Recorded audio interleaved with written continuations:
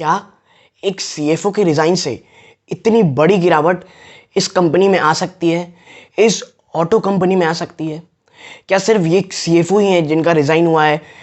और जो एनालिस्ट हैं वो क्या कहते हैं, ब्रोकरेज हाउस क्या कह रहे हैं स्टॉक के बारे में, और एज ए इन्वेस्टर आपको इस स्टॉक में या अपॉर्चुनिटी ढूंढनी चाहिए या कॉशियस हो जाना चाहिए, इन तमाम चीज़ों में आज की इस वीडियो में चर्चा करूंगा दोस्तों।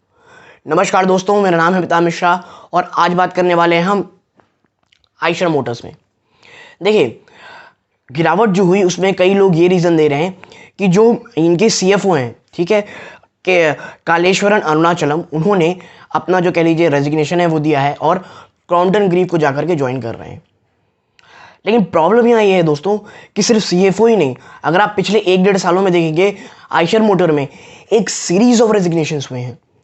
मैं कुछ नाम अगर आपके साथ चर्चा करूं तो जो दोस्तों इसकी जो शुरुआत है वो हुई थी, जो रॉयल एनफील्ड के सीईओ साहब हैं विनोद दसारिया जी, जो अगस्त लास्ट ईयर में अपना रेजिग्नेशन दिए थे। ठीक है, जो नेशनल बिजनेस हेड हैं पंकज शर्मा जी, उन्होंने भी रेजिग्नेशन दिया था। ऐसे ही 1-2 रेजिग्नेशन और हैं जो इस कंपनी से लगातार निकल के आए। और आपको पता है, अगर किसी मैनेजमेंट में इतनी ज़्यादा रेजिग्नेशन आ रही हूँ, वो भी टॉप मैनेजमेंट से, तो कुछ मैनेजमेंट के इश्यूज साफ साफ कंपनी को लगते हैं, या आप कह सकते हो विश्लेषक हैं, जो एनालिस्ट हैं और जो बाजार के जानकर्ता हैं, वो कहते हैं कि भाई कुछ शायद प्रॉब्लम चल रही हो। और देखिए, इस लगातार रेजिग्नेशन के कारण आपको देखेंगे तो स्टॉक एक कह सकते हैं आप गिरावट दिखा रहा है दोस्तों, और लास्ट ट्रेडिंग सेशन में लगभग 2.5 से 3% के आसपास की आपको इसमें गिरावट देखने को मिली है। आइशर मोटर का अगर मैं आपको थोड़ा सा विश्लेषण करके दिखाऊं कि भाई इसका करंट सिनेरियो क्या है, तो देखिए थोड़ी बहुत इसमें आप कह सकते हैं तेजी आ चुकी है, और जितनी तेजी स्टॉक में आई है उस तरह परफॉर्मेंस इस कंपनी ने नहीं की है दोस्तों। तो कई लोगों के हिसाब से इसमें प्रॉफिट बुकिंग आना तो लाजमी है, और आप आने वाले समय में कुछ तरह पर प्रॉफिट बुकिंग देखेंगे ही। प्लस जिस तरह से आपको याद हो तो फ्राइडे की मार्केट सेक्शन में यूएस के जो बाजार है वो लिटरली क्रैश कर गए हैं दोस्तों। ठीक है, और जब स्टॉक में इतनी नेगेटिविटी रहे, वैल्यूएशन थोड़े से स्ट्रेच दिखाई दे रहे हो, और जब माफ कीजिएगा, जब इतनी ज़्यादा आप कह सकते हैं गिरावट अगर हमारे भारतीय बाजारों में होगी तो आइशर मोटर भी इस गिरावट से नहीं बचेगा दोस्तों। इसीलिए आपको मैं बता दूं, medium to short term, short to medium term stock में आप प्रॉफिट बुकिंग होते हुए देखेंगे दोस्तों। ठीक है, और मुझे ऐसा लग रहा है कि जब वैल्यूएशन बहुत स्ट्रेस होती है, प्लस नेगेटिविटी आप कह लीजिए स्टॉक के ऊपर चल रही हो, तब ये गिरावट होना लाजमी है दोस्तों। ठीक, 2018 की अगर मैं आपके आसपास बात करूं तो लगभग उसी का समय था जब आप कह सकते हैं स्टॉक ने एक अंडर परफॉर्मेंस शुरू की, क्योंकि ऑटोमोबाइल सेक्टर में भी गिरावट देखने को मिली।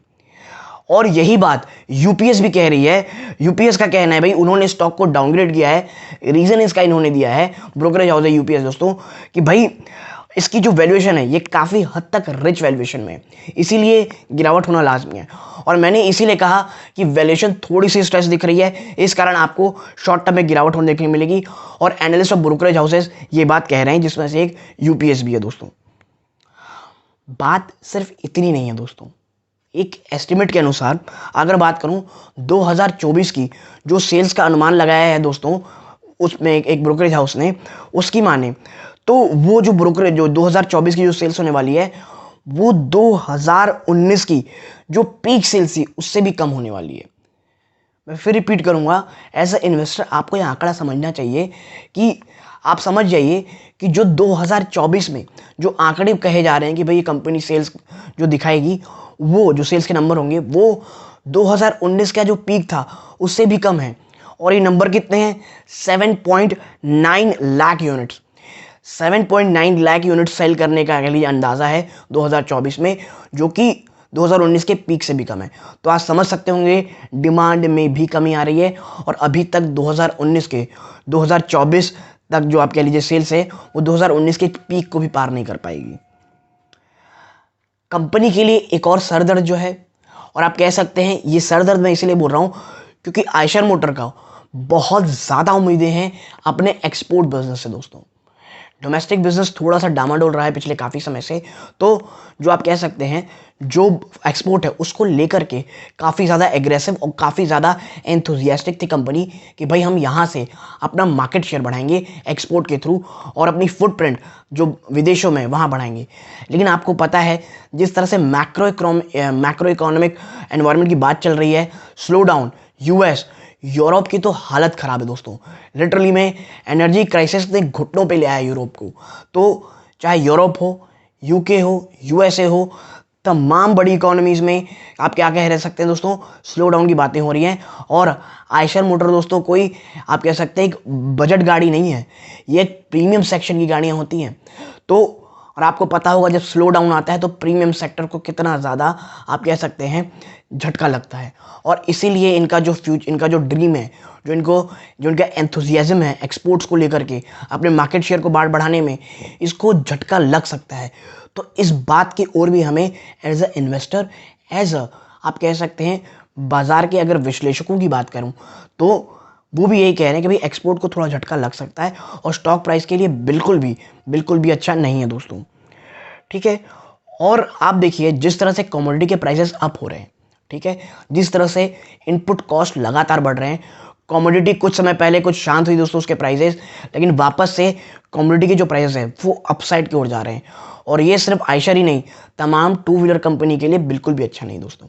और आयशर मोटर का प्लान ये था कि हम धीरे धीरे प्राइस हाइक करेंगे, जिस कारण जो इनपुट कॉस्ट में प्रेशर है, जिस कारण हमारी बॉटम लाइन, हमारे मार्जिन डेड कर रहे हैं, वो कह लीजिए कुछ हद तक सुधरेंगे कि अब इकोनॉमी ओपन हो गई तो हम धीरे धीरे प्राइस हाइक करेंगे।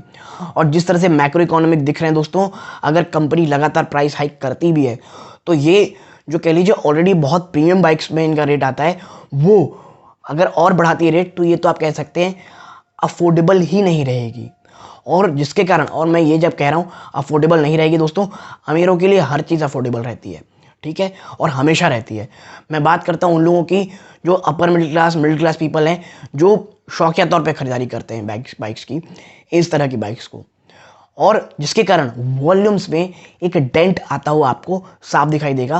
और ये बिल्कुल भी अच्छी बात नहीं है आयशर मोटर जैसी कंपनी के लिए दोस्तों, ठीक है। और देखिए बहुत ज़्यादा लोगों को आयशर मोटर से कुछ आप कह सकते हैं प्रॉब्लम रही है। कंपनी ने कोई बढ़िया लॉन्च नहीं किया। पिछले 2 सालों में देखेंगे तो कोई भी लॉन्च नहीं हुआ है। प्लस पिछले जो 2 लॉन्च रहे हैं वो भी कोई बहुत ज़्यादा सक्सेसफुल नहीं रहे थे, और ये एक परेशानी का सबब है। और कंपनी ये बात समझ रही है, इसीलिए आने वाले 2-3 सालों में दोस्तों आप देखेंगे कि कंपनी बहुत अच्छे मॉडल्स लाने की बात कर रही है, लॉन्च करने की बातें कर रही है। अब वो कितने सक्सेसफुल होगी ये आने वाला वक्त बताएगा। लेकिन कंपनी को जो सबसे ज़्यादा उम्मीदें हैं वो अपने नए लॉन्चेस, अपने नए मॉडल से हैं, ठीक है। और देखिए, और मैंने आपको पहले बताया कि प्रीवियस 2 लॉन्चेस जो रहे हैं वो उतने अच्छे काम नहीं किए हैं, ठीक है। लेकिन HDFC सिक्योरिटीज़ और ICICI सिक्योरिटीज़ दोनों ही कंपनी को लेकर के थोड़ा पॉजिटिव हैं दोस्तों, ठीक है। और ICICI सिक्योरिटीज़ ने तो लगभग 7% के ऊपर की टारगेट दिए हैं 3695 रुपीज़ का, ठीक है। HDFC सिक्योरिटीज़ का मानना है कि एक्सपोर्ट बिजनेस का बहुत ज़्यादा फायदा मिलेगा आयशर मोटर्स को दोस्तों। एज ए इन्वेस्टर मैं बस आपसे एक चीज़ कहना चाहूँगा इस मैटर में, क्योंकि देखिए जो प्रॉब्लम्स थी, जो कह लीजिए जो पॉजिटिविटी थी वो मैंने आपके साथ शेयर कर लिया आयशर मोटर के साथ में, ठीक है। क्योंकि देखिए इसकी सबसे बड़ी पॉजिटिविटी आयशर मोटर की है इसकी ब्रांड वैल्यू। ये दोस्तों रॉयल एनफील्ड एक ब्रांड है, और ऐसी ब्रांड्स दोस्तों आप कह सकते हैं बनाने में काफ़ी समय लगता है दोस्तों, ठीक है। और इसीलिए जो ब्रांड के कह लीजिए जो स्टॉक्स रहते हैं वो हल्के फुल्के आपको हमेशा प्रीमियम में ही मिलेंगे, जो इस तरह के ब्रांडेड कह लीजिए कंपनीज होती हैं, ठीक है। लेकिन करेंटली थोड़ी स्ट्रेच वैल्यू लग रही है, short term to medium term आपको गिरावट देखने को मिल सकती है। और थोड़ा बहुत जो इन्वेस्टर, क्योंकि देखिए पिछले अगर महीने 2 महीने में देखेंगे, 3 महीने में स्टॉक अच्छा खासा भागा है दोस्तों, तो प्रॉफिट बुकिंग को लेकर के लोग थोड़े एग्रेसिव हो सकते हैं, और ये एग्रेसिवनेस और ज़्यादा बढ़ सकती है यदि बाजार में आपको बड़ी गिरावट देखने को मिले। और मंडे को बहुत ज़्यादा चांसेस है कि स्टॉक में गिरावट होगी दोस्तों। तो यदि आपको मेरी एनालिसिस पसंद आई हो और ऐसे ही कंटेंट आपको पसंद आते हैं, आपको चाहिए, प्लीज़ वीडियो को लाइक कीजिए।